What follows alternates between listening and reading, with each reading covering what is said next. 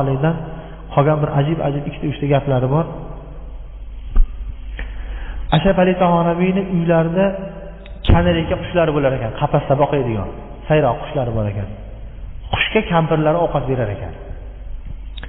Bir kuni kampirlari bir joyga kirib ketib turib, bu kishi buyuribdi. 1,5 mingta kitob yozgan odamga o'shalarga xotin ish buyurar ekanda endi. Ta'sir deb madrasaga ketib turganingizda qushga ovqat berib qo'ying, don berib qo'ying debdi. Ha, bo'pti deblar, qopdilar. U ketibdi kampirlar. Bu kishi ham xayoldan chiqib ketib yoribdilar. Qush bedon qolib ketaveribdi. Madrasalari bor, madrasalarning otini Imdodul Ulum deydi. Xonaqoyi Imdodiyya degan xonaqosi ham bor yonida. O'sha xonaqolariga kelib Bayonul Qur'on degan tafsirni yozib turgan vaqtlari ekan. Bayonul Qur'onni yozaman deb qalamni ushlasalar, qalam qimillamadi. Odatda Tahonoviy hayol surib tursalar, qalam qimillab turar ekan, shogirdlar domlaning usti karomatligini bilishar ekan buni. Gapirib qo'yar ekan, gapirib turib yozib qo'yar ekan.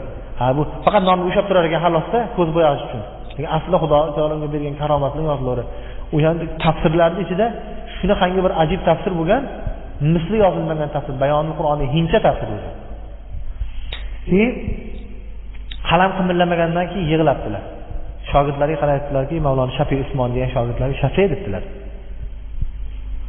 Banda ibodat qilib Alloh taologa yaqinlashib ketgan sari Xudo taolo uni gunohdan saqlashni xohlaydi. Bandasining gunohga bulg'anishini xohlamaydi.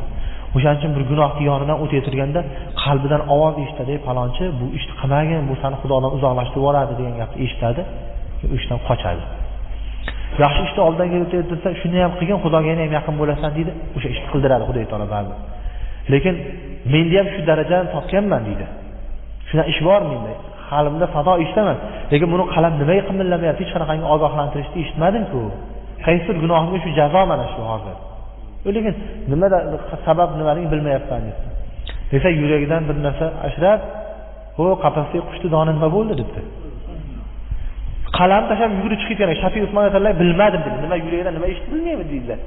Yugurib ketdi. Keyin kelgandan keyin bildiki, yuragidan shu narsani eshitgan ekan. Xayoldan borib qushga donni berib kelgan ekanlar, qaytib kelgan ekan. Keyin yana qalam yozorgan ekan.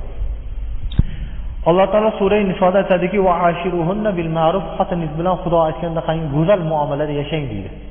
Ana o'sha oyatda edi shu narsa qimillamay qolgan ekan. Keyin Tahonoviy aytgan ekanlarki, Ashraf Ali Tahonoviy mendek zotni deydilar. Mendek 1,5 mingta kitobda egasi bo'lgan zotni mana shunchagina qushcha qalamni qimillatmay qo'ydi.